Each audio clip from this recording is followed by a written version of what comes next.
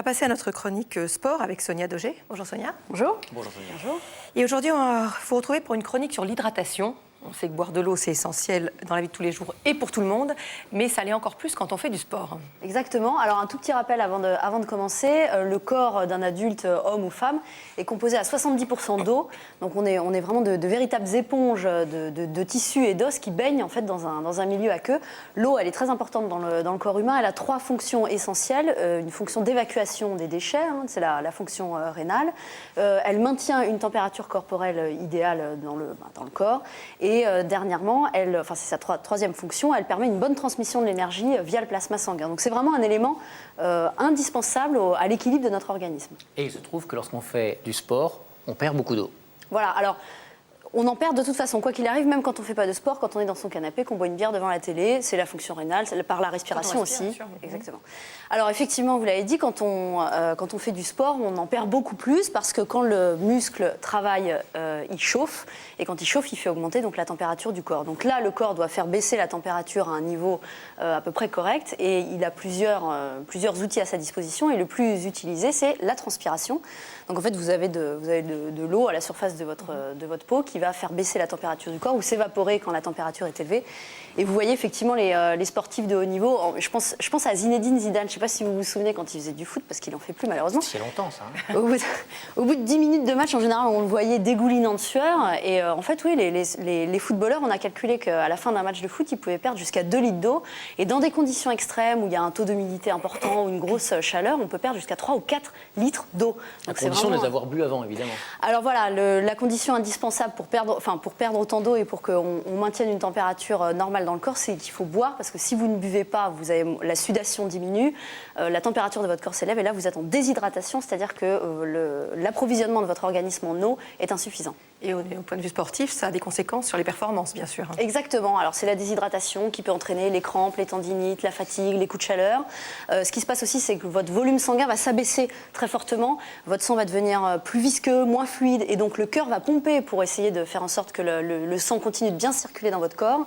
Et ça va donc... l'élévation de votre rythme cardiaque et l'élévation de votre température, ça va provoquer des troubles de la conscience, un sentiment de lassitude. Et on imagine bien en pleine compétition ce que ça peut provoquer sur vos performances.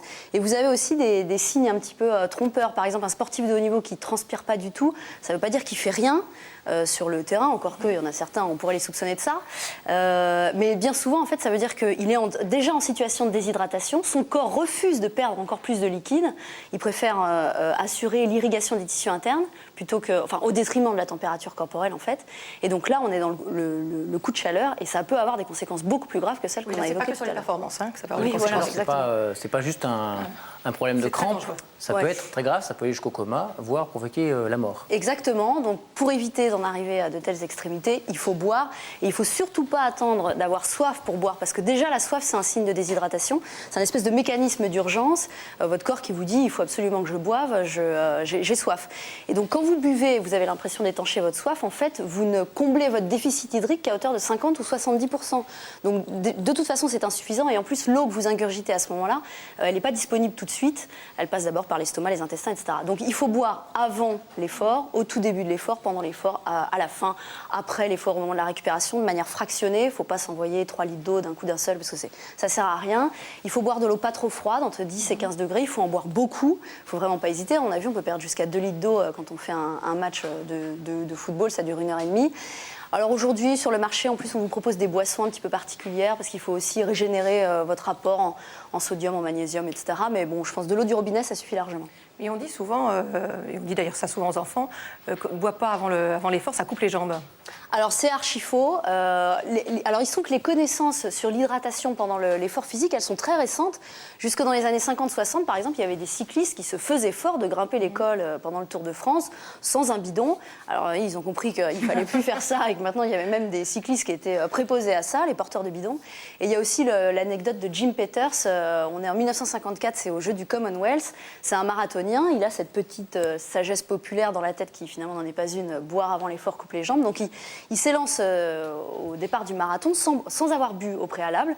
Il s'en sort pas si mal puisqu'il arrive en tête, il rentre dans le stade. Hein, vous savez, les marathons, ça se finit toujours dans un stade. Il a couru 42 km sans boire. Donc il court, il boit pendant l'effort, mais pas avant Pas en avant, fait. Il n'a pas bu avant, et c'est ce qu'il a expliqué après coup. Il rentre dans le stade, il a 17 minutes d'avance sur le deuxième, donc on se dit c'est bon, c'est dans la Facile. poche, il va le gagner son marathon. Et en fait, pas du tout, il est pris d'une spectaculaire défaillance à l'entrée du stade. Ah, c'est horrible. Donc les spectateurs sont médusés. Et alors, à quatre pattes, péniblement, il arrive à faire 200 mètres en 10 minutes. Les organisateurs commencent à se dire que Jim Peters a vraisemblablement un problème. Ils le mettent sur une civière, ils l'envoient à Il doit y l'hôpital. avoir un truc qui cloche. Ah non, il n'a pas passé la ligne d'arrivée. Il n'a pas passé la ligne d'arrivée, non. Il a perdu le marathon dans le stade devant tout le monde. Et ça a été la fin de sa carrière. Et voilà, ça a marqué la fin de sa carrière sur une déshydratation. Jim, C'était triste la fin là. C'est dur pour Sonia. Jim, on est désolé pour vous. Ouais. Voilà. Merci beaucoup Sonia. Magali, un rappel.